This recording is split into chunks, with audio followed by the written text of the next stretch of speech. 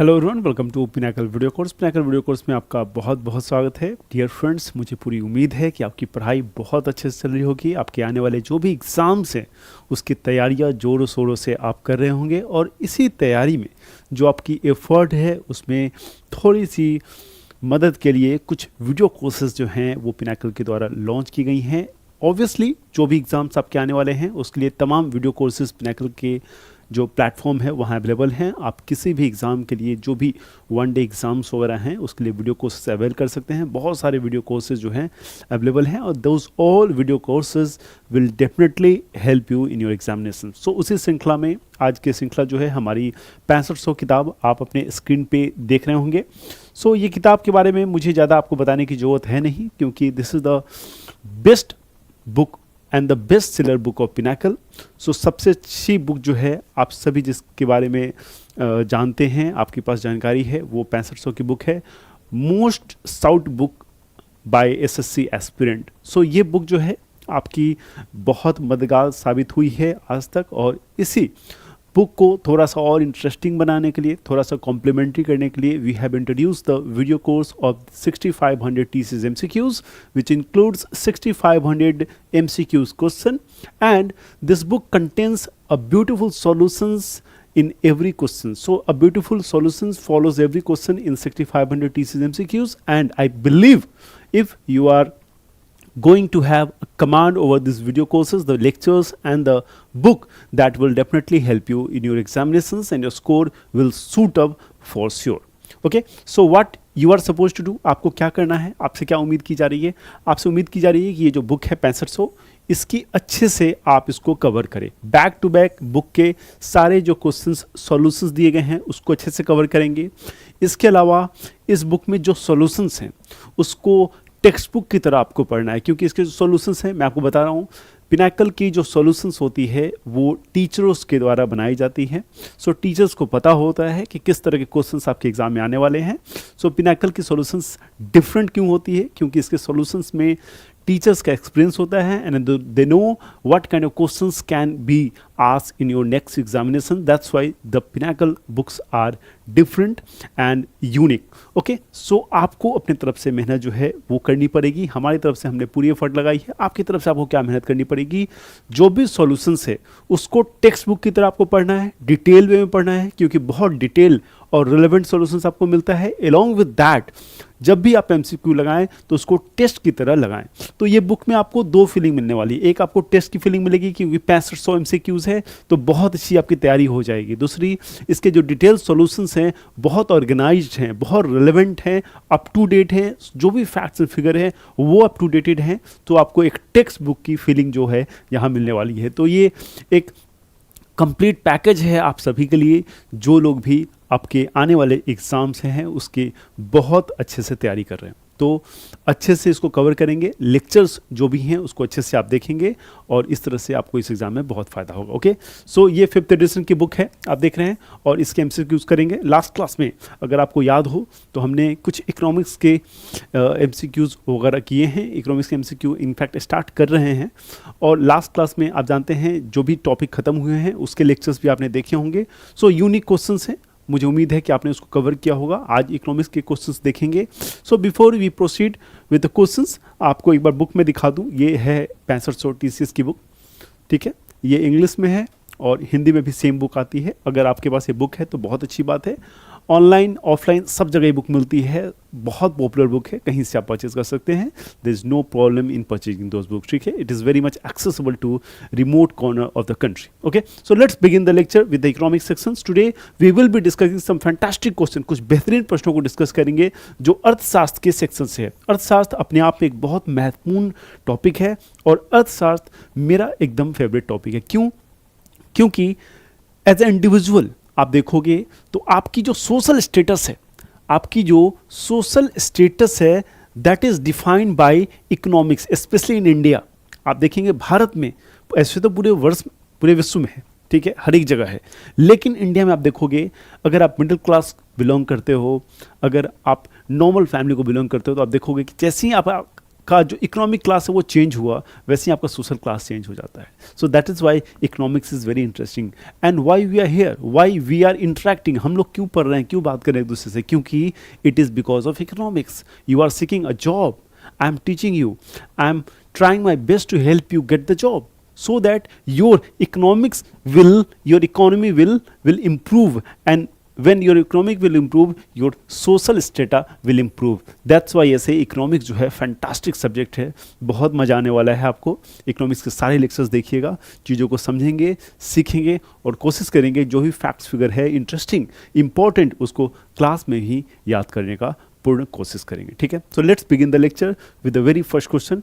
और आपके सामने आज का पहला क्वेश्चन इकोनॉमिक्स सेक्शन से है, जो कि बेसिक ऑफ इकोनॉमिक्स है. ओके, सो पहला क्वेश्चन पढ़ते हैं. क्या कह रहा है, इन विच इंडस्ट्रियल पॉलिसी. आपको पता है भारत जब आज़ाद हुआ तो बहुत सारे औद्योगिक नीति बने भारत में. ठीक है, सो बहुत सारे औद्योगिक नीति क्यों बने, क्योंकि जब भी कोई देश आज़ाद होता है तो उसके सिलसिलेवार ढंग से उसकी जो भी डेवलपमेंट्स हैं वो करने होते हैं. बहुत सारे डेवलपमेंट्स होते हैं, इंडस्ट्रीज़ का हो गया, एग्रीकल्चर का हो गया, बहुत सारे डेवलपमेंट. भारत में भी वैसे डेवलपमेंट्स हुए. आप जानते हैं भारत जब आज़ाद हुआ तो 1950 में प्लानिंग कमीशन का गठन हुआ, योजना आयोग का. उसके बाद 1951 में पहला 5 ईयर प्लान जो है उसका इम्प्लीमेंटेशन स्टार्ट हुआ. तो 1951 में 51 से लेकर 56 तक 5 ईयर प्लान स्टार्ट हुआ. उसके बाद हम ये भी जानते हैं कि 5 ईयर प्लान में कुछ टारगेट्स होते हैं. तो इस तरह से डेवलपमेंट जो है बेसिकली फेज वाइज इंडिया में किया जाने लगा, और उस डेवलपमेंट के प्रोसेस में बहुत सारे पॉलिसीज़ प्रोग्राम जो है लॉन्च किए गए. उसी का एक पार्ट था आपका, क्या था, in which industrial policy was the investment limit for tiny industries unit increase to 2 lakhs. क्या कह रहा है, कह रहा है किस औद्योगिक नीति में अति लघु उद्योग इकाई के लिए निवेश सीमा बढ़ाकर 2 लाख की गई थी. ओके, सो लिमिट जो थी किसके लिए, ये लिमिट थी टाइनी इंडस्ट्रीज के लिए. ठीक है, टाइनी इंडस्ट्रीज के लिए. आप जानते हैं जो भी इंडस्ट्रीज है दे आर क्लासिफाइड. ठीक है, industries are classified in terms of investment. Classified in terms of investment. ठीक है, इन्वेस्टमेंट के ग्राउंड पे क्लासिफाइड होते हैं. 4 ऑप्शन आपके सामने हैं. What could be the right answer of this question. बहुत अच्छा क्वेश्चन है, बहुत बेसिक क्वेश्चन है. There should not be any doubt regarding this question in your mind. So answer है, फैक्चुअल आंसर है, कोई इसमें कोई कॉन्सेप्ट नहीं आपको लगाना है. लेकिन जहाँ फैक्चुअल है मैं वहाँ क्या कहता हूँ, आपको जो भी फैक्चुअल आंसर है बेटा उसको आपको याद करना पड़ेगा. देयर इज़ नो वे. सो लेकिन इसका जो बेनिफिट है आपको एग्जाम्स हॉल में ज़रूर मिलेगा. याद कर लेंगे अच्छे से तो चीज़ें आपको याद हो जाएंगी, और एग्जाम्स हॉल में आप इसको अच्छे से रिकॉल कर पाएंगे. तो याद करते चलेंगे. 2 लाख लिमिट की गई थी कब, 1980 के इंडस्ट्रीज पॉलिसी में. कब, 1980 के. याद रहेगा 1980 में जो इंडस्ट्रीज पॉलिसी आई थी उस समय बेसिकली जो टाइनी इंडस्ट्रीज थी उसकी लिमिट को क्या कर दिया गया था, इंक्रीज टू 2 lakhs. 2 लाख के इन्वेस्टमेंट जो है वो टाइनी इंडस्ट्रीज में आते थे. Clear, very good. Okay, machines, tools and implements and buildings are example of which type of goods. क्या कह रहा है, machines, tools and implements and buildings are example of which type of goods. Which type of goods? क्या कह रहा है, machine, tools, implements and buildings are example of which type of goods. अब goods का क्या है, goods मतलब मशीनें, उपकरण, सामग्रियां और भवन किस प्रकार के वस्तुओं के उदाहरण हैं. आप जानते हैं गुड्स मतलब वस्तुएं. सो गुड्स को क्लासिफाइड किया गया है. कंज्यूमर गुड्स होते हैं, बहुत सारे गुड्स कैपिटल गुड्स होते हैं, वेबलन गुड्स होते हैं, इंटरमीडिएट गुड्स होते हैं. इंटरमीडिएट गुड्स वैसे गुड्स होते हैं जिसका इस्तेमाल किया जाता है. उदाहरण के तौर पे हम कह सकते हैं जैसे कि रॉ मटेरियल वगैरह है, क्या है, गुड्स है. जैसे कि मान लेते हैं कि व्हीट फ्लोर है, आटा है. सो आटा क्या है, एक इंटरमीडिएट गुड्स भी है, एक गुड भी है, ऑब्वियस सी बात है. सो इंटरमीडिएट गुड्स मतलब आटे का इस्तेमाल करके कुछ प्रोडक्ट तैयार हो सकता है. सो इससे इंटरमीडिएट गुड्स हो गया. ओके, सो यहाँ पे आप क्या पूछा जा रहा है, यहाँ पूछा जा रहा है, आपको एग्जाम्पल दिया गया है machine, tools, implements and building. इस किस तरह के गुड्स हैं ये. ठीक है, consumer goods, inferior goods, intermediate goods और कैपिटल गुड्स. 4 ऑप्शन दिए गए हैं. क्या हो जाएगा आंसर, उपभोक्ता वस्तुएं, सस्ती वस्तुएं, मध्यवर्ती वस्तुएं और पूंजीगत वस्तुएं. सो सारे डिफरेंस आपको पता होने चाहिए, जो भी गुड्स हैं उनके बारे में आपको जानकारी होनी चाहिए, क्योंकि प्रश्न जो है एग्जाम में निश्चित एक ना एक प्रश्न इससे जरूर आता है। Okay, so what could be the right answer of this question? What could be the right answer of this question? So आप देख रहे हैं बिल्डिंग की बात हो रही है, ठीक है, बिल्डिंग की बात हो रही है। तो उपभोक्ता वस्तु क्या होती है? जिसको कंज्यूम किया जा सके, कंज्यूमेबल, ठीक है। जैसे कोई भी फूड प्रोडक्ट है उसको तुरंत कंज्यूम करते हैं तो क्या है, वो भी गुड्स है, कंज्यूमेबल गुड्स है। फिर इन्फीरियर गुड्स होते हैं, जैसे कुछ सस्ती सामानें होती हैं, ठीक है, उसको इन्फीरियर गुड्स कहते हैं, जो चीप सामान हो। उसके बाद इंटरमीडिएट गुड्स मैंने आपको बताया, जो फाइनल गुड्स को तैयार करने में मदद करता हो, ओके, उसको क्या कहते हैं? इंटरमीडिएट गुड्स कहते हैं। और कैपिटल गुड्स मतलब जैसे कोई मशीन हो गया, ठीक है, कोई प्लांट आपने बैठाया, वहाँ पे कोई बड़ी मशीनरी बैठाई, कोई बिल्डिंग आपने बनाया, वो सब क्या है? कैपिटल गुड्स है। ये टीचिंग जो स्टूडियो है क्या है? ये it is a capital goods, it is a classic example of capital goods, ठीक है। क्या कहेंगे इसको? इसको कहेंगे पूंजीगत वस्तुएं, ठीक है, पूंजीगत वस्तुएं। क्लियर है? बहुत ईजी है क्वेश्चन, ईजी से आपने समझ लिया। Okay, let's move to next question. Okay, so how many industries were listed in Schedule A of Industrial Policy 1956? Schedule A. So आप जानते हैं इंडस्ट्रीज पॉलिसीज 1956 जो है 1956, इसने कंपनीज को 3 पार्ट में बांटा था, ठीक है। शेड्यूल ए,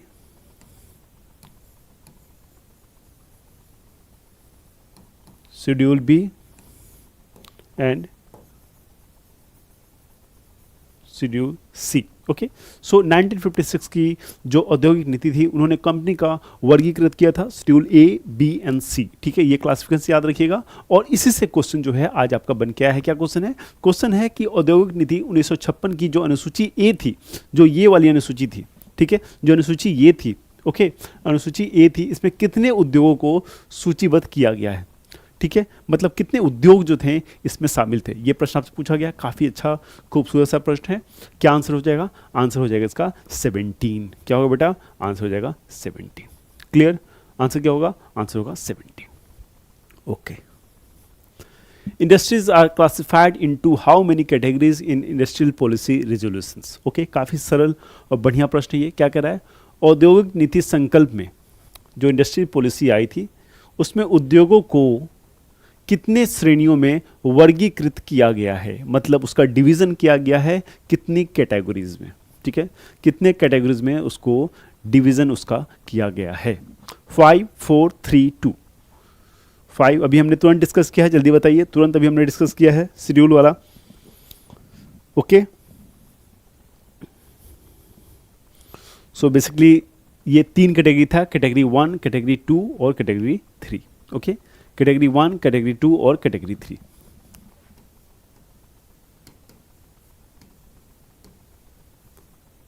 वन, 2 और 3। क्लियर? सो क्या आंसर हो जाएगा? आंसर हो जाएगा 3। वेरी फैक्चुअल क्वेश्चंस, एग्जाम्स में बहुत सारे क्वेश्चन आप देखेंगे। कॉन्सेप्चुअल क्वेश्चंस अगर आप छोड़ के भी जाओगे तो यकीन मानो जो भी प्रश्न आपसे पूछा जा रहा है उसमें कॉन्सेप्चुअल बहुत कम प्रश्न होते हैं, लेकिन फैक्चुअल क्वेश्चंस हैं वो ज़्यादातर पूछे जाते हैं। अभी तक हमने जो भी 4 क्वेश्चन डिस्कस किया सारे फैक्चुअल क्वेश्चंस हैं, ठीक है। सारे, एक कैपिटल वाला जो गुड्स वाला क्वेश्चन हमने डिस्कस किया वो थोड़ा सा एनालिटिकल था, लेकिन वो भी जब फैक्ट्स आप बार बार पढ़ोगे, खास करके जो 6500 की बुक है अगर वो आप पढ़ोगे तो यकीन मानिए आपके लिए काफ़ी आसान और सरल हो जाएगा चीज़ें, ठीक है। सो काफ़ी अच्छे ढंग से आपको क्या करना है, आपको बार बार रिवाइज करना है, बार बार रिवीजन जो है वो बहुत ज़रूरी है। बार बार रिवीजन करेंगे तो चीज़ें काफ़ी आसान और सरल हो जाएंगे, ठीक है। क्लियर? ओके,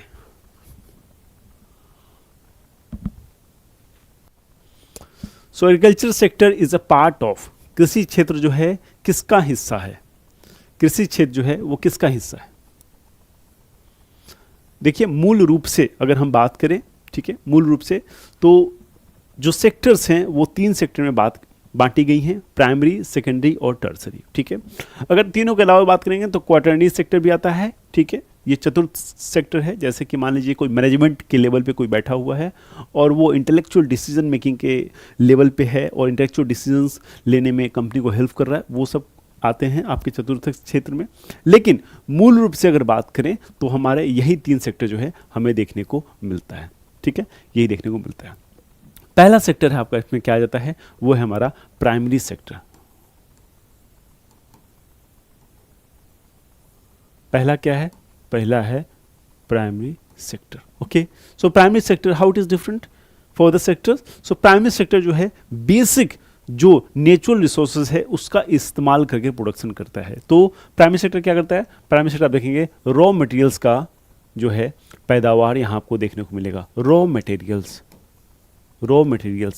ठीक है। जैसे कि क्या हो गए रॉ मटेरियल्स, मतलब आप कह सकते हैं जैसे कि माइनिंग,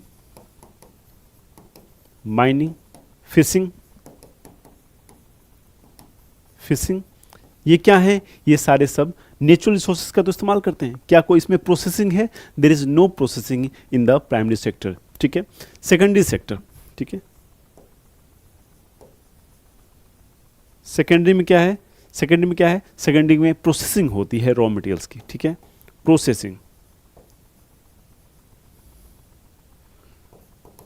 प्रोसेसिंग ऑफ, और कह सकते हैं या मैन्युफैक्चरिंग लिखते हैं, ज़्यादा आसान शब्द है, मैन्युफैक्चरिंग, ठीक है। अब ये मैन्युफैक्चरिंग में क्या इस्तेमाल होता है, सेकेंडरी सेक्टर में मैन्युफैक्चरिंग है तो यहाँ पे क्या इस्तेमाल होगा, ऑब्वियसली बात है रॉ मटेरियल तो चाहिए आपको प्रोडक्शन के लिए।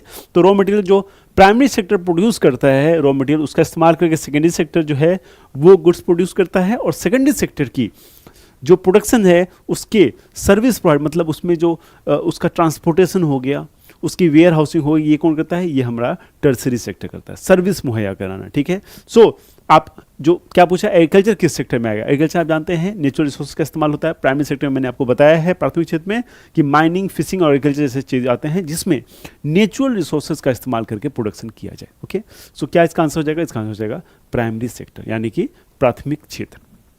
क्लियर, प्राइमरी सेक्टर यानी कि प्राथमिक क्षेत्र। क्लियर, कोई दिक्कत नहीं, कोई परेशानी नहीं। Okay, let's move to next question, अपने अगले प्रश्न की तरफ चलते हैं।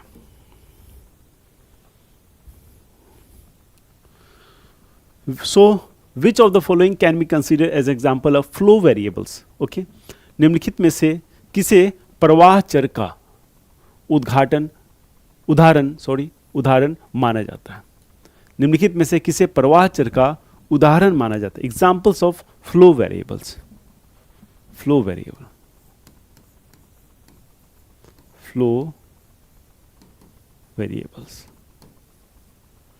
ठीक है।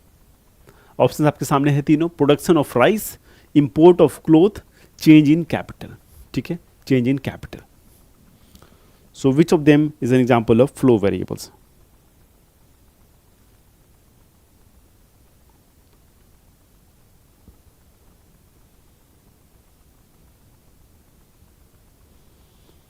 Flow variables, so flow variables क्या होते हैं, बेसिकली क्वांटिफाइबल जो प्रोडक्ट्स होते हैं जिसका कैलकुलेशन किया जा सकते हैं over a time, these are called flow variables, ठीक है, जिसका फ्लो होता हो और उसको क्वांटिफाइड किया जा सकता है, उसको कैलकुलेट किया जा सकता है, दीज आर कॉल्ड। ओके, सो उसको आप देखेंगे तो यस, राइस आएगा, कपड़े आएंगे, चेंज इन कैपिटल में कितना लग रहा है, कितना जा रहा है, ये भी हम जान सकते हैं, ठीक है, ये भी क्वांटिफाइबल है, हम जान सकते हैं एग्जैक्ट अमाउंट कितना इन्वेस्ट हो रहा है। सो इसका आंसर बहुत आसान है, ठीक है, फ्लो करता है वेरिएबल्स। सो क्या आंसर हो जाएगा, आंसर हो जाएगा सी, 1, 2 एंड 3। इतना इजी क्वेश्चन है, देखिए कितने आसान प्रश्न पूछे जाते हैं, सिंपल इकोनॉमिक्स के कॉन्सेप्ट पूछे जाते हैं। अगर आपने डेफिनेशन पढ़ लिया और कहीं कुछ पढ़ने की जरूरत नहीं, 6500 की जो बुक है उसमें से चीज़ों को पढ़ लो, यकीन मानिए आपके लिए चीज़ें बड़ी आसान हो जाएंगी, बहुत आसानी से आप चीज़ों को कवर कर पाएंगे। Okay, so these are the simple question which are being asked in economics section. Okay,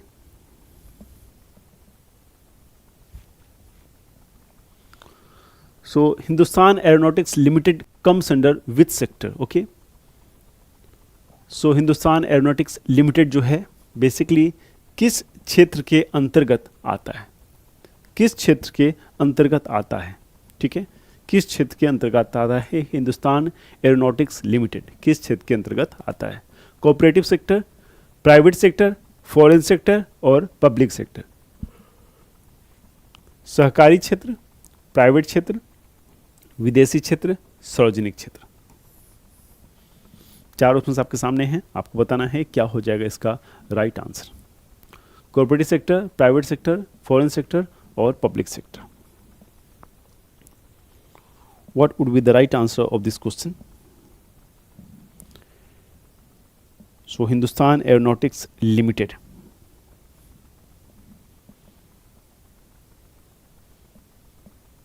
so ये क्या है? ये aerospace and defence company. It is an aerospace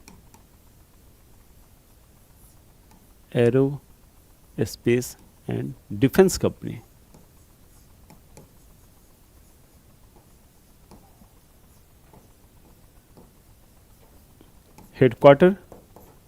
headquarter इसका बैंगलोर में। ठीक है, स्टेटस क्या मिला उसे? स्टेटस मिला उसको नवरत्ना का।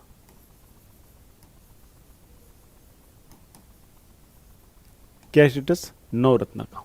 ठीक है, it has got the status of Navratna. So क्या है ये? It is a public sector company. क्या है ये? एक सार्वजनिक क्षेत्र की कंपनी है। ठीक है, it is a company of सार्वजनिक क्षेत्र यानी कि पब्लिक सेक्टर। क्लियर है? याद रहेगा, हेडक्वार्टर याद रखिएगा, कभी एग्जाम में पूछ लेता है। इसका हेडक्वार्टर जो है बेटा वो कहाँ है? वो है बैंगलोर में। क्लियर है? ओके।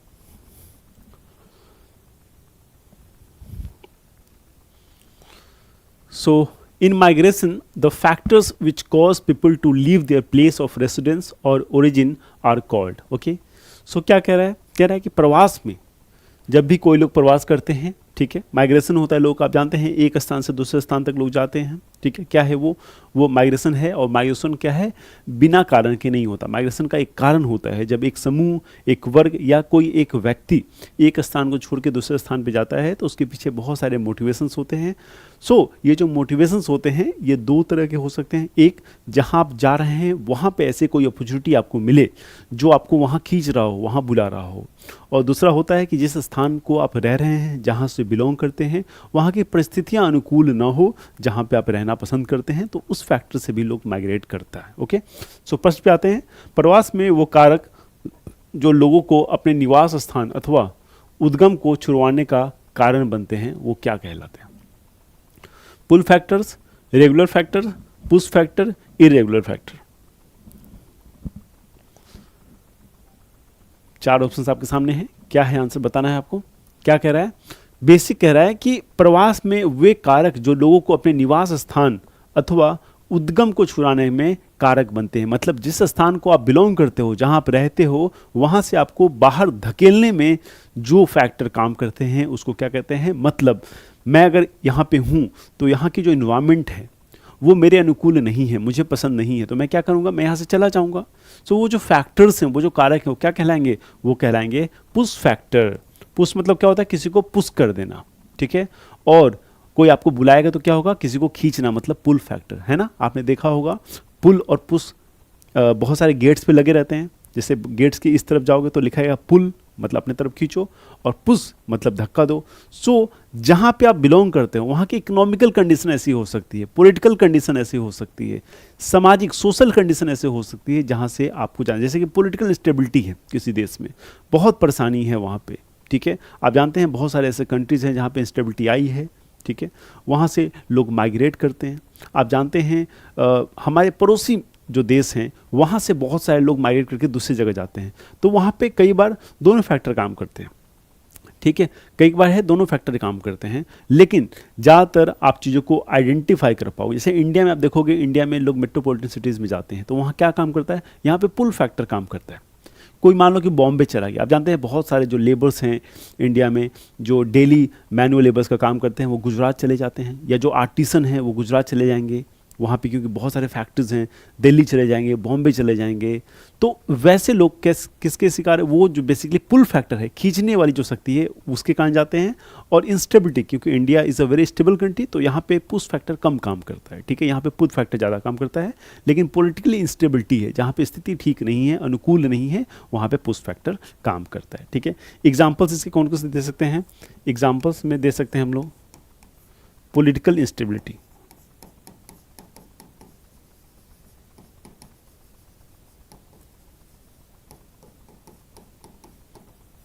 ठीक है, पॉलिटिकल इंस्टेबिलिटी, ठीक है।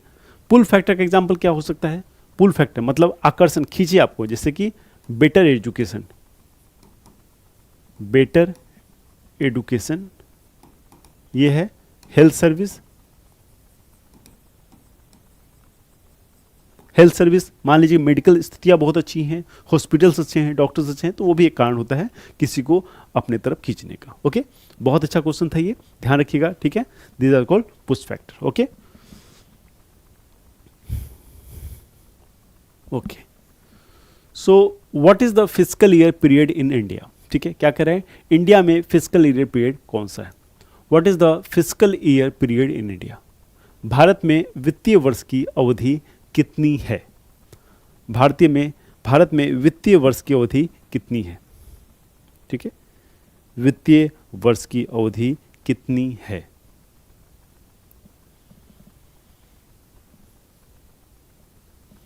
भारत में वित्तीय वर्ष की अवधि कितनी है या क्या है, ये भी बता सकते हैं। सो पहला क्या है, 1 अप्रैल से 31 March of next upcoming year. दूसरा है 1 April to 31 December of the same year, ठीक है, of the same year, 31 December, ये डाउटफुल है हमें, ठीक है। उसके बाद क्या है, 1 January to 31 December of same year. So यहाँ 1 जनवरी था, यहाँ पे 1 अप्रैल है, ठीक है। 1 January to year to 31 December of next upcoming year. Okay, so आप सभी को पता है कि मार्च में जो है हमारा फाइनेंशियल स्टार्ट होता है, अप्रैल में, और मार्च में ख़त्म होता है, ठीक है, 31 मार्च को। तो क्योंकि इसी समय आप जानते हैं बजट आती है, ठीक है, इस समय क्या होता है, हमारा बजट के साथ साथ इकोनॉमिक सर्वे पेश होता है फरवरी के आसपास, ठीक है, फरवरी मार्च में एकदम लास्ट में आप देखेंगे, फरवरी लास्ट में या मार्च फर्स्ट वीक में पेश होता है। तो उसके बाद जब सब कुछ हो जाता है, बिल वगैरह सब पास होता है, तो हमारा फाइनेंशियल ईयर स्टार्ट होता है कब से, 1 अप्रैल से लेकर 31 मार्च तक। बहुत आसान क्वेश्चन ये पूछा गया। आप जानते हैं हमारे संविधान में बजट जो शब्द है उसका कहीं भी उल्लेख नहीं है, और उसके स्थान पे जो बजट से रिलेटेड टर्म्स हैं उसको क्या कहते हैं, उसको कहते हैं annual financial statement.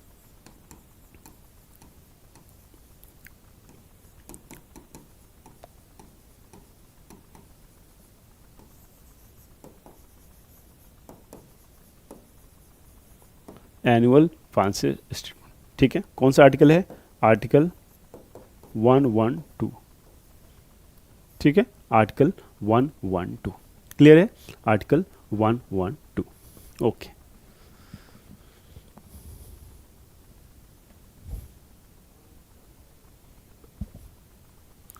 So goods which are of durable character which are used in the production process are called. क्या कह रहा है, कह रहा है ऐसी वस्तुएं जो टिकाऊ प्रकृति की होती हैं, टिकाऊ प्रकृति की होती हैं और जिनका उत्पादन प्रक्रिया में उपयोग होता है, क्या कहलाती है, ठीक है।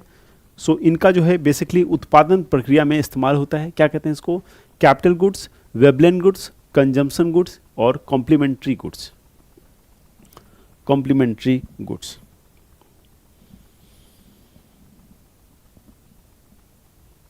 क्या हो जाएगा राइट आंसर,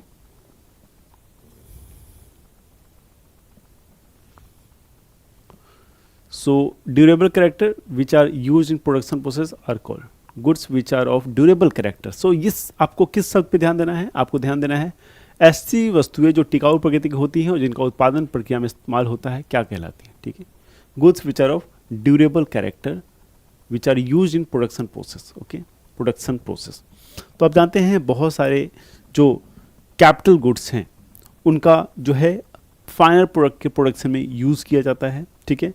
पूंजीगत जो वस्तुएं होती हैं, ठीक है, उनका जो बेसिकली जो है इस प्रक्रिया में इस्तेमाल किया जाता है, मतलब जैसे फाइनल कोई प्रोडक्ट बन रहा है उसमें इस्तेमाल करता है। तो बहुत सारे आप देखेंगे बहुत सारे मैन्युफैक्चरिंग यूनिट्स हैं जो मान लीजिए कि टॉयज़ बनाते हैं, तो टॉयज़ बनाते हैं तो उस पर बहुत सारे ऐसे जो प्रोडक्ट्स है उसका इस्तेमाल होता है, कलर हो सकता है, बहुत सारे जो छोटे छोटे डेकोरेशन के सामान होते हैं वो हो सकते हैं, स्पोर्ट्स टॉय अगर कोई बना रहा है तो वो सारे क्या हैं, वो सारे कैपिटल गुड्स हैं, लेकिन उनका इस्तेमाल करके जो आगे का प्रोडक्शन है उसमें भी काम किया जा रहा है, ठीक है। So these are called capital goods, ठीक है। सो प्रोडक्शन प्रोसेस में यूज हुआ जाता है, ठीक है, इससे कॉल्ड कैपिटल गुड्स, ठीक है।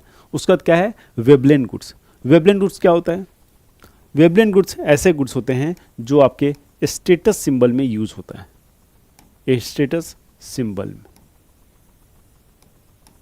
जैसे कि आईफोन एक उम्दा एग्जांपल है। आजकल आप जानते हैं इंडिया में स्टेटस सिंबल ही है आईफोन, बाकी और कोई कारण नहीं है आईफोन लेने का, लेकिन ज़्यादातर 99% लोगों का कारण है status symbol, and it works like that. Okay, बहुत सारे ऐसे इंडिया में कार हैं जो लग्जरी कार हैं, एक कार की तरह ही नॉर्मल काम करती हैं, लेकिन वो स्टेटस सिंबल है, इसलिए उस कार को लोग लेते हैं। आप देखते होंगे आपके आसपास तमाम ऐसे जो उदाहरण है आपको देखने को मिलता होगा। तो इससे गुड्स को वैसे उसको क्या कहते हैं, वेवलेंथ गुड्स कहते हैं।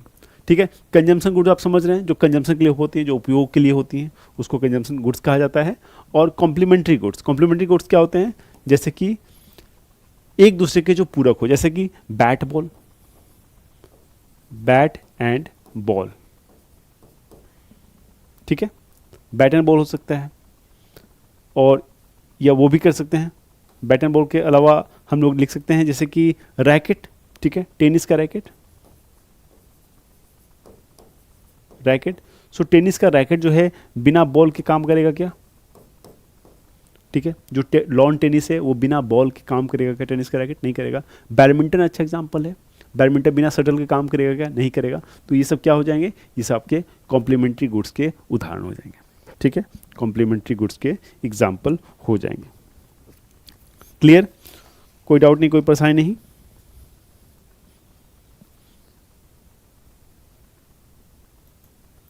ओके, समझ गए आप चीज़ों को? ये बॉल है, ठीक है, क्लियर? ओके।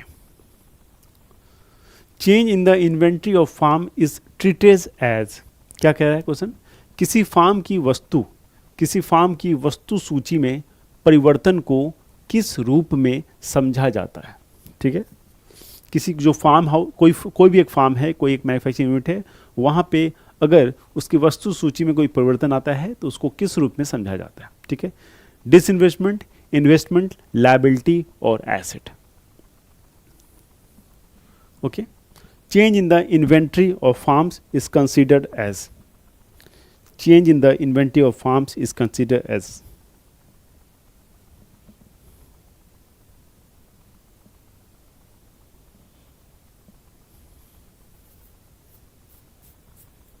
जो कोई भी इन्वेंट्री जो फार्म को आगे बढ़ाने में जो भी बेसिकली कोई भी ऐसा इनपुट है उसको इन्वेंट्री कहते हैं। कोई भी फार्म में अगर कुछ इकोनॉमिकल इनपुट है, कोई चीज़ अगर उसमें इन्वेस्ट किया जा रहा है, कोई भी वस्तु से या सर्विस से इन्वेस्ट किया जाता है, उसको क्या है, उसको इन्वेंट्री कहते हैं। ठीक है, सो किसी फार्म में जो inventory of firm is treated as, कोई भी इन्वेंट्री जो है फार्म में, मतलब कोई भी इनपुट जो है फार्म में, उसको क्या कहते हैं, उस दैट इज कॉल्ड इन्वेस्टमेंट। क्या है वो? एक तरह का निवेश है। ठीक है, so change in the inventory of firm is treated as investment in the firm. ठीक है, किसी भी कंपनी में उसके जो इन्वेंट्री हैं या जो इनपुट्स हैं उसमें कोई परिवर्तन आता है तो उसको क्या कहते हैं, उसको इन्वेस्टमेंट की तरह कंसीडर करते हैं, क्योंकि ऐसा करने के पीछे पर्पस भी होता है कि उस कंपनी में ज़रूर कुछ ना कुछ जो प्रॉफिट मोटिव है उसके लिए काम किया जा रहा है, और because of that reason there are some change in the inventory. ठीक है, इनपुट जो है उसमें चेंज आया है। ठीक है, तो किसी फार्म की वस्तु सूची में परिवर्तन को किस रूप में समझा जाता है? उसको निवेश के रूप में समझा जाता है। ठीक है, तो वस्तु सूची जो है उसमें अगर परिवर्तन किया जा रहा है तो उसको एक तरह से निवेश की तरह कंसीडर करते हैं। Okay okay,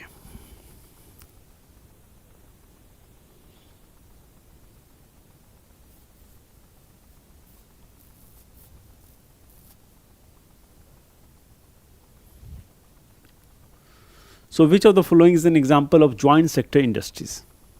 joint sector industries, ठीक है, okay. So basically sector of economy की बात करेंगे तो मूलतः 3 तरह के डिवीजन आपको यहां देखने को मिलते हैं। एक आपका है पब्लिक सेक्टर, पब्लिक, प्राइवेट और ज्वाइंट सेक्टर। ठीक है, ज्वाइंट सेक्टर या मिक्स सेक्टर। ठीक है, सो पब्लिक में आप जानते हैं गवर्नमेंट का पूरा कंट्रोल होता है, प्राइवेट में पूरा प्राइवेट होता है, और ज्वाइंट सेक्टर में दोनों की इंटरवेंशन होती है। ओके, सो बहुत अच्छा एग्जांपल है यहाँ पे एक ज्वाइंट सेक्टर का, आपको बताना है वो कौन सा एग्जांपल है। पहला है आपका steel authority of India limited, दूसरा क्या है, दूसरा है आपका हिंदुस्तान एरोनॉटिक लिमिटेड, हमने डिस्कस किया था इसको। तीसरा है मारुति उद्योग लिमिटेड और चौथा है आनंद मिल्क यूनियन लिमिटेड। ओके, आनंद मिल्क यूनियन लिमिटेड। क्या आंसर हो जाएगा इसका? इसका बहुत अच्छा एग्जांपल है आपका मारुति उद्योग लिमिटेड। ठीक है, यहाँ पे गवर्नमेंट का भी इंटरवेंशन होता है इसमें। ठीक है, so it is a classical example of joint sector industries. ठीक है, ज्वाइंट सेक्टर इंडस्ट्रीज। ओके,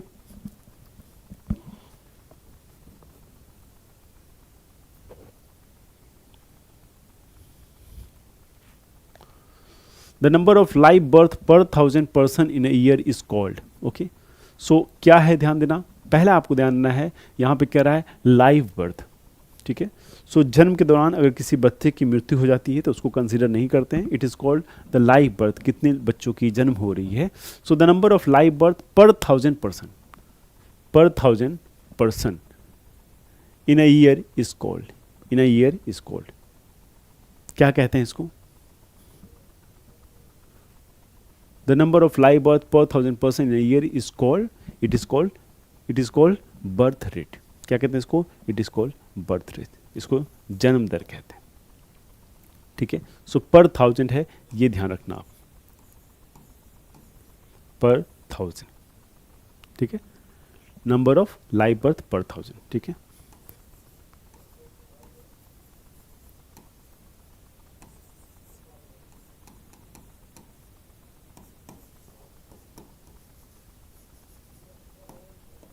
ठीक है, number of live birth per 1000। Clear?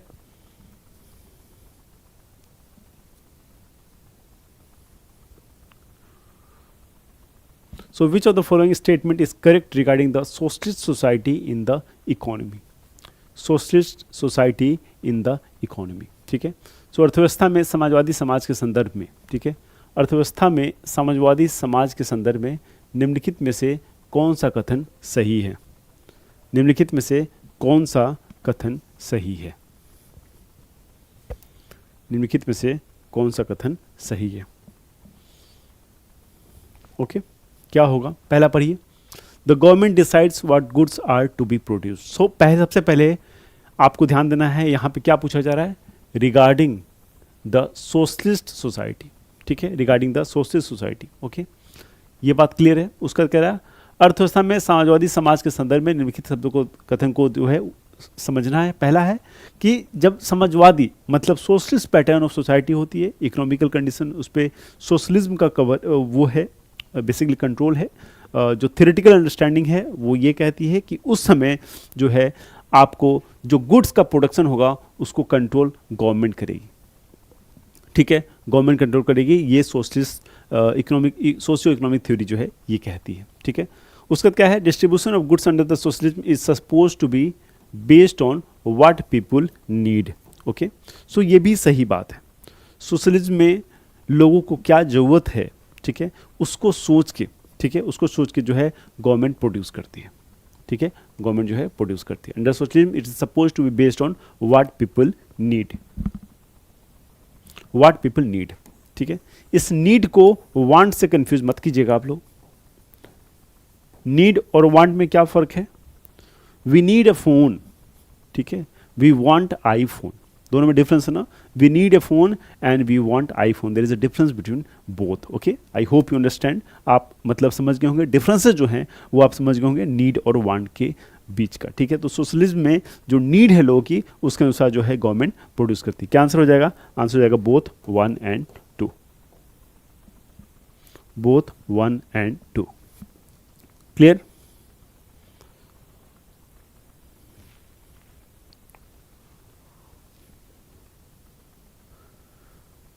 Okay, just a minute.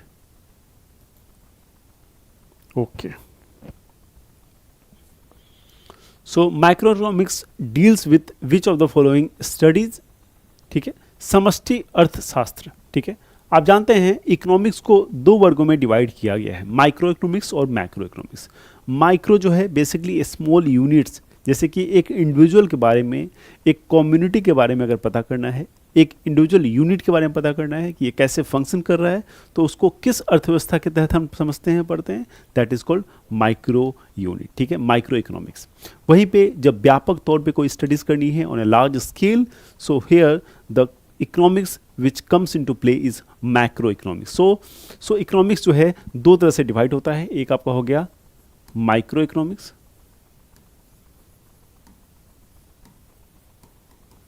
और दूसरा है macro economics.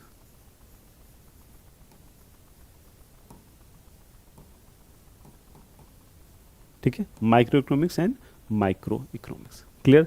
Micro economics and macro economics. Clear है? समझ गए? So these twos are economics, the different economics which studies two different sector. ठीक है, micro जो है छोटे लेवल पे स्टडी करता है। अब जानते हैं अर्थव्यवस्था में बहुत बार जो इकोनॉमिक्स थ्योरी है वो चीज़ों को समझता है कि कोई एक इंडिविजुअल, जैसे कि आपके बारे में, आपको कल की जॉब लग गई, आपके पैसे आप अर्न कर रहे हो, आपकी एक मान लेते हैं कि 1 लाख रुपए सैलरी है, उस 1 लाख सैलरी को आप कैसे स्पेंड कर रहे हो, उसका क्या इस्तेमाल कर रहे हो, ये अध्ययन करने का जो कार्य है वो है माइक्रो इकोनॉमिक्स का, छोटे स्तर पे। लेकिन अगर ये देखना है कि हमारा जो एग्रीकल्चर है वो कैसे फंक्शन कर रहा है, हमारी इंडस्ट्रीज कैसे फंक्शन कर रही है, ठीक है, हमारे जो मिडिल क्लास हैं, टोटल मिडिल क्लास, वो कैसे पैसे स्पेंड कर रहे हैं, ठीक है, हमारा जो मॉनेटरी पॉलिसीज है उसका क्या इम्पैक्ट मार्केट पे पड़ रहा है, ये सारे जो व्यापक चीज़ें हैं उसके अध्ययन करने का कार्य कौन करता है? ये करता है आपका माइक्रो इकोनॉमिक्स। ठीक है, तो पहला कहता है रीजन बिहाइंड अनएम्प्लॉयमेंट। अब ये बताओ, अनएम्प्लॉयमेंट छोटा इशू है कि बड़ा इशू है? अनएम्प्लॉयमेंट बहुत बड़ा इशू है। पूरे भारत के लोग जो हैं ऑब्वियसली इससे इम्पैक्टेड हैं। हर एक क्षेत्र में आप देखेंगे कुछ लोग होंगे जो जिसके पास एम्प्लॉयमेंट नहीं होगी। सो ये क्या है? एक व्यापक स्टडी है। अगर एम्प्लॉयमेंट का इशू स्टडी करना है so it can be done under the macro economics, under the canopy of macro economics. दूसरा क्या है? Determination of the total output. Okay, so एक कंट्री में क्या टोटल आउटपुट होगा, जो कंपनीज हैं, ठीक है, जो फैक्ट्रीज हैं, वो क्या आउटपुट उनसे निकल रहा है, ये क्या है? ये भी बहुत व्यापक चीज़ है। हमारे जो गुड्स प्रोड्यूस होते हैं कंट्री में एक साल में, वो गुड्स का जो वैल्यू है that is the GDP count. आप जानते हैं गुड्स एंड सर्विसेज की जो इकोनॉमिकल वैल्यू है दैट इज कॉल्ड जीडीपी। तो वो जो प्रोडक्शन हुआ, जो आउटपुट निकला, तभी तो उसकी वैल्यू निकली। तो ये भी एक लार्ज स्केल का काम है, ये क्या है? एक ब्रॉड स्केल है। सो इसलिए ये भी मैक्रो इकोनॉमिक्स में आएगा। दोनों का आंसर हो जाएगा बोथ 1 and 2।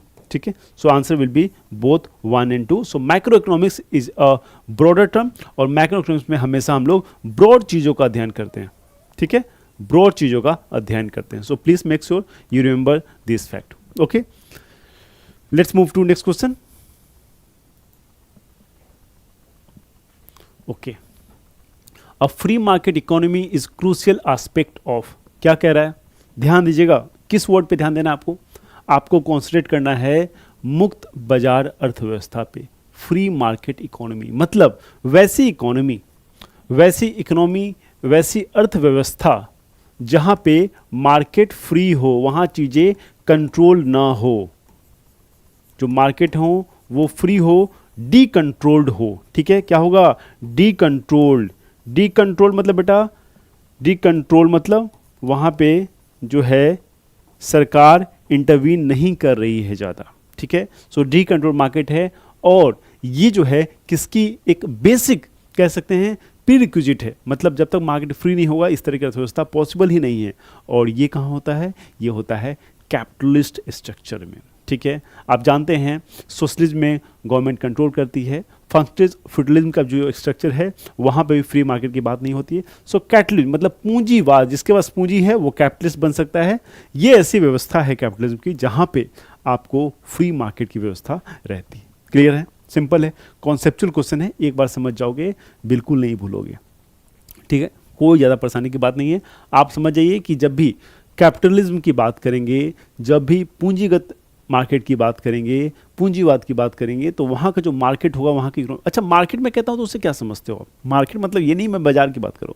मार्केट मतलब जो इकोनॉमिकल स्ट्रक्चर है, जैसे कि मान लीजिए किसी को कोई कंपनी बनानी है, कुछ भी करना है, तो वहाँ पे कंट्रोल ना हो, उसका पैसा हो, वो करना चाहता है बिजनेस, वो आगे कर सकता है। तो फ्री मार्केट हो, लाइसेंस राज ना हो, सोशलिज्म ना हो, गवर्नमेंट कंट्रोल ना करे, ऐसी व्यवस्था को हम लोग कैपिटलिस्ट स्ट्रक्चर कहते हैं। तो इसको कैपिटलिज्म का नाम दिया गया। ठीक है, पूंजीवाद। Clear? Okay, which of the given sector is largely driven by consideration of the social welfare. ठीक है, क्या कह रहा है?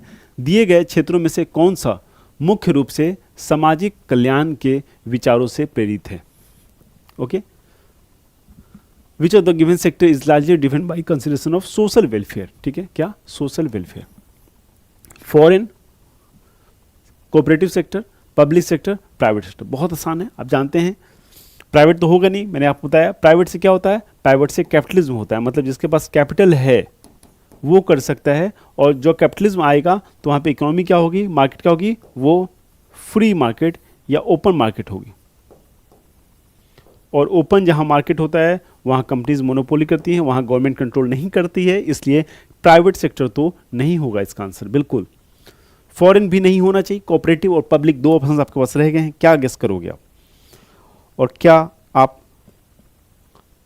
अनुमान लगाएंगे क्या आंसर होना चाहिए? बहुत सिंपल क्वेश्चन है ना। पब्लिक सेक्टर आपको मैंने पहले ही बताया था कि गवर्नमेंट का सेक्टर है पब्लिक सेक्टर, और वहाँ पे गवर्नमेंट चीज़ों को कंट्रोल करती है कि क्या लोगों को ज़रूरत है उसका कैसे इस्तेमाल होगा, ये सारी चीज़ें जो है गवर्नमेंट कंट्रोल करती हैं। सो क्या आंसर हो जाएगा? इसका आंसर हो जाएगा पब्लिक सेक्टर। ठीक है, सार्वजनिक क्षेत्र।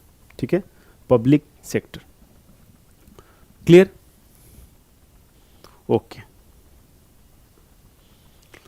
विच of the following is not an aid और ऑक्सिलरी टू ट्रेड? निम्नलिखित में से कौन व्यापार के लिए सहायक या अनुशंसी नहीं है? निम्नलिखित में से कौन व्यापार के लिए सहायक या अनुशंसी नहीं है? क्या आंसर होगा? निम्नलिखित में से कौन सा व्यापार के लिए सहायक या अनुशंसी नहीं है, मतलब जो बिजनेस है उसमें हेल्पफुल नहीं है। ठीक है, क्या ऑप्शन है? पहला है होर्डिंग, मतलब जमाखोरी, जमाखोरी। दूसरा है बीमा, इंश्योरेंस। फिर है वेयर हाउसिंग, मतलब भंडारण। और है परिवहन। बहुत सिंपल क्वेश्चन है बेटा, ध्यान से देखेंगे। जब भी कोई हम बिजनेस करते हैं, ठीक है, कोई एक बिजनेस करते हैं, ठीक है, मान लीजिए कि मैन्युफैक्चरिंग यूनिट हमने बनाया।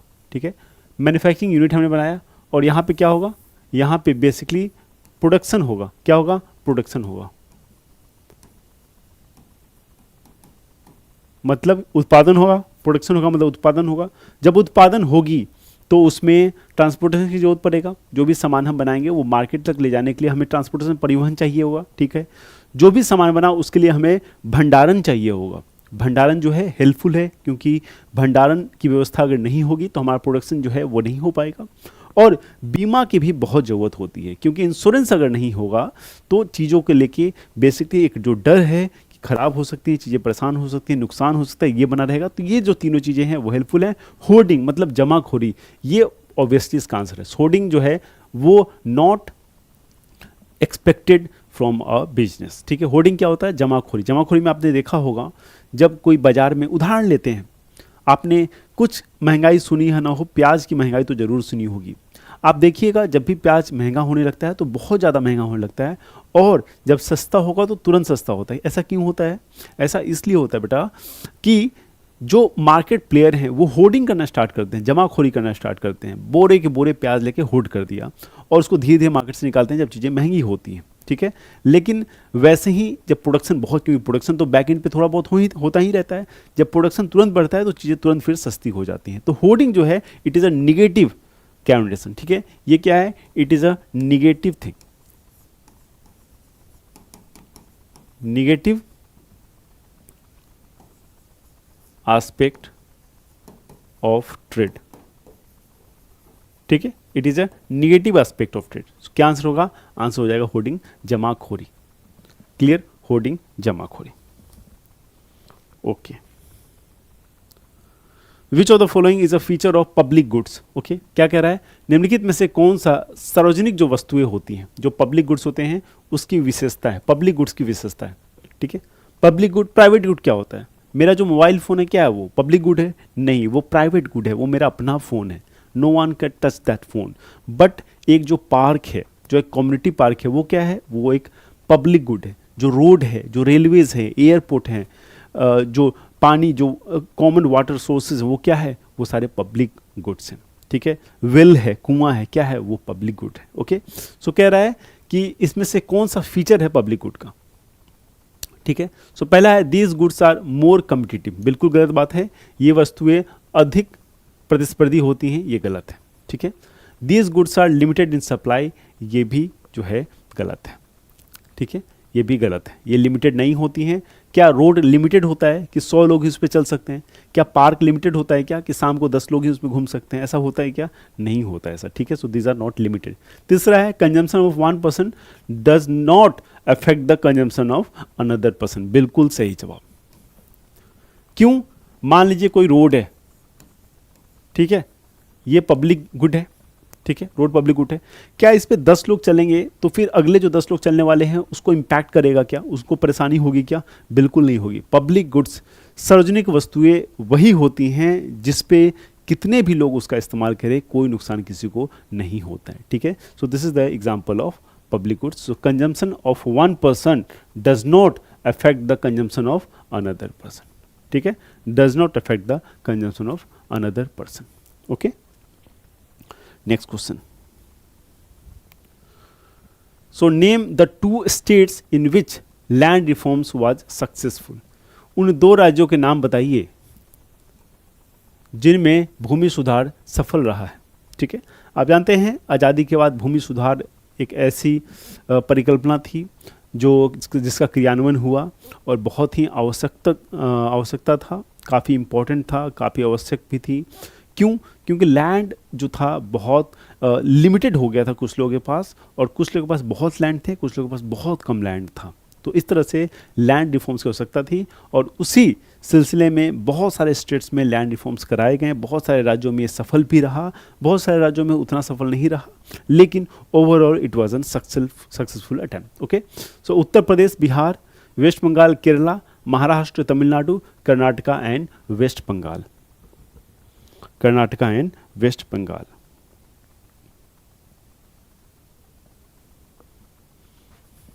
ओके, एक कमेटी थी कुमारप्पन कमेटी, ये नाम याद रखिएगा, इंपॉर्टेंट है लैंड रिफॉर्म पे। ये कब आई थी? 1949। कहाँ पे? लैंड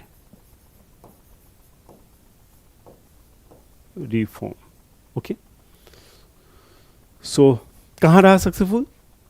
इसमें जो दो राज्यों के नाम है वो है वेस्ट बंगाल एंड केरला, ठीक है, पश्चिम बंगाल और केरल, ठीक है। ये कमेटी का नाम याद रखेंगे आप लोग, ये इंपॉर्टेंट कमेटी है, एग्जाम में पूछी जा सकती है। कुमारप्पन कमेटी किसे थे? लैंड रिफॉर्म से। आप ये ध्यान रखिएगा, एग्रीरियन रिफॉर्म या land reform is the right answer. Okay,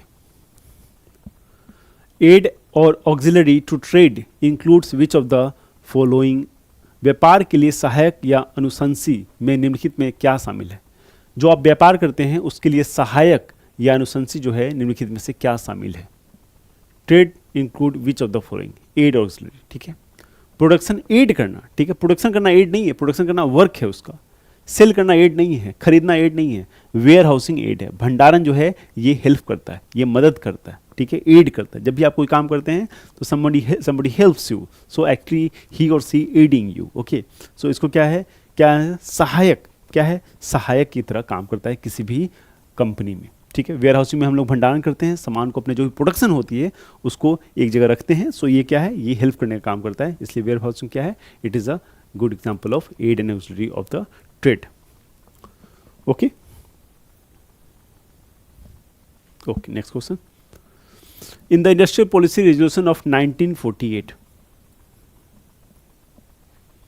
Industrial Policy Resolution of 1948, okay, 1948 का जो इंडस्ट्रियल पॉलिसी रेजोल्यूशन था, पूछा जा रहा है कि विच of the following was not a monopoly of the central government, ठीक है। 1948 के औद्योगिक नीति संकल्प में निम्नलिखित में से किस पर केंद्र सरकार का एक एकाधिकार नहीं था? केंद्र सरकार का एक एकाधिकार नहीं था। सो आयरन स्टील, लोहा और इस्पात, परमाणु ऊर्जा, रेलवे और arms and ammunition. So basically वैसा क्षेत्र जहाँ पे पब्लिक सेक्टर को भी अनुमति दी गई थी कुछ कार्य करने के लिए, तो वो सेक्टर निम्नलिखित में से कौन सा था? It was iron and steel, ठीक है, आयरन स्टील। बाकी सब जो सेक्टर हैं वो सेंसिटिव हैं, railway, atomic energy, arms and ammunition, इसलिए गवर्नमेंट ने इसको अपने पास रखा हुआ था। ठीक है, तो ऐसे बहुत सारे सेक्टर हैं जहाँ प्राइवेट प्लेयर को अलाउ किया जाता है, बहुत सारे सेक्टर्स हैं जहाँ पे अलाउ नहीं कर सकते हैं, जैसे कि स्पेस वगैरह में, आर्म्स एम्यूनिशन में, न्यूक्लियर के फील्ड में अभी तक हमने प्राइवेट सेक्टर को अलाउ नहीं किया है। It is subject to multiple scrutiny. बहुत सारे इस तरह की जो चीज़ें हैं जब क्लियर होती हैं, वेरीफाई होती हैं, तब जाके कहीं ना कहीं प्राइवेट प्लेयर्स को अलाउ किया जाता है। कोई थ्रेट्स नहीं होना चाहिए अगर कोई प्राइवेट कंपनी आगे काम कर रही है आपके देश में, तो इसलिए कुछ फील्ड को रिजर्व किया गया है जो पब्लिक सेक्टर यानी कि गवर्नमेंट ऑफ इंडिया खुद उसको कंट्रोल करती है। ओके, चलते हैं अपने अगले प्रश्न की तरफ। Okay, with respect to occupation secondary activities include. व्यवसाय के संबंध में माध्यमिक गतिविधियां में क्या शामिल है? व्यवसाय के संबंध में माध्यमिक गतिविधियां में क्या शामिल है? माइनिंग, एडमिनिस्ट्रेशन, कंस्ट्रक्शन वर्क और fishing. With respect to occupation secondary activities includes. सो मैंने आपको कहा था प्राइमरी, सेकेंडरी और टर्सरी समझाया था अच्छे से आपको। ठीक है, सो माइनिंग क्या है? माइनिंग आप जानते हैं प्राइमरी है। फिशिंग क्या है? ये भी प्राइमरी है। माइनिंग, फिशिंग, एग्रीकल्चर, ये सारे प्राइमरी सेक्टर्स हैं। ठीक है, सारे प्राइमरी सेक्टर्स हैं। आंसर क्या हो जाएगा इसका? आंसर हो जाएगा कंस्ट्रक्शन। ओके, ये क्या है कंस्ट्रक्शन? ये आपका सेकेंडरी सेक्टर में है। मैन्युफैक्चर में है, मतलब रॉ मटेरियल जो भी इसमें देखते हैं आप, सीमेंट हो गया, ईंट हो गई या सैंड हो गया, इन सब चीज़ों का, बालू का इस्तेमाल होता है तब घर बनाया जाता है, तो सब रॉ मटेरियल है जिसका इस्तेमाल करके होता है। तो ये क्या आएगा? सेकेंडरी सेक्टर में आएगा। सेकेंडरी सेक्टर वो क्षेत्र हैं जो रॉ मटेरियल का इस्तेमाल करके कोई प्रोडक्ट तैयार करते हैं। ठीक है, तो आंसर क्या हो जाएगा? Construction work. ठीक है, कंस्ट्रक्शन वर्क।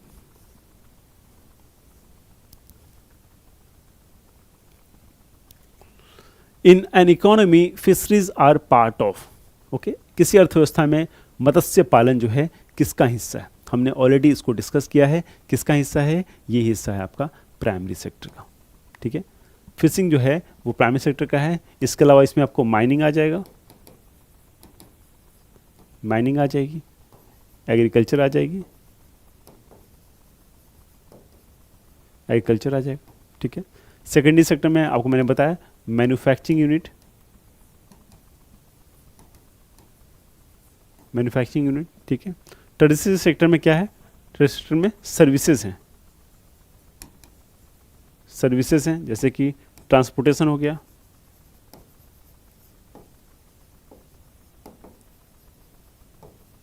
ट्रांसपोर्टेशन हो गया। ठीक है, कम्युनिकेशन की सर्विसेज हो गए, कम्युनिकेशन की सर्विसेज हो गई। ये सारी चीज़ें जो हैं आपके टर्शियरी सेक्टर में यानी कि जो तृतीयक क्षेत्र है उसमें आते हैं। ठीक है, सो इन सब चीज़ों को आपको ध्यान रखना है, अच्छे से कवर करना है। आज के जो क्लास में 25 क्वेश्चंस मैंने कराए हैं वो कॉन्सेप्चुअल्स भी थे, फैक्चुअल भी थे।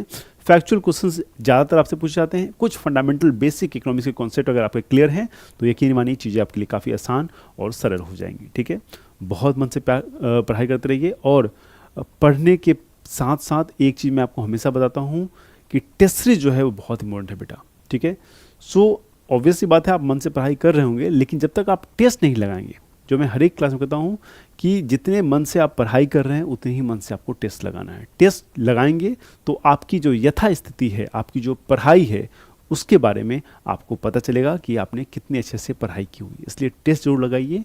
और साथ साथ जो 6500 की बुक आपके पास है उसमें जो MCQ फॉर्मेट में है उसको एज ए टेस्ट भी आप इस्तेमाल कर सकते हैं, और जो सॉल्यूशंस है उसको एज ए टेक्स्ट बुक आप इस्तेमाल कर सकते हैं। अगर आप ऐसा करते हैं तो निश्चित आपको सफलता मिलेगी और आपकी एग्ज़ाम में जो आपका मार्क्स है उसमें ज़रूर इजाफा आपको देखने को मिलेगा। पढ़ते रहिए, लड़ते रहिए, खूब मेहनत कीजिए। बहुत जल्द मैं आऊँगा अगले 25 क्वेश्चन को लेके। Till then please take care, bye bye.